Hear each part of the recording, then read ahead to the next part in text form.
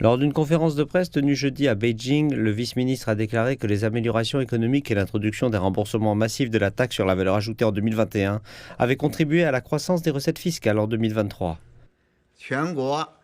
Les recettes du budget public général national ont dépassé les 21 000 milliards de yuan l'année dernière, soit une hausse de 6,4% au glissement annuel. D'un point de vue local, les revenus générés dans les régions Est, Centre, Ouest et Nord-Est ont augmenté de 6,7%, 6,9%, 10,7% et 12% respectivement, et toutes les 31 provinces ont enregistré une croissance positive des revenus fiscaux.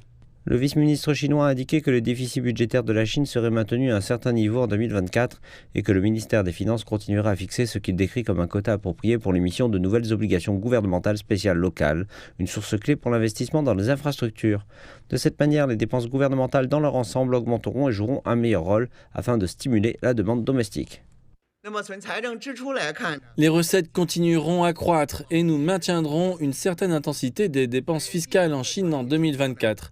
Le gouvernement central continuera à transférer des fonds pour aider les autorités locales à court de fonds à répondre à leurs besoins de dépenses de base. Le ministère des Finances a annoncé qu'il instaurerait des réductions d'impôts structurelles en 2024 et fournirait un soutien à l'innovation technologique et au secteur manufacturier.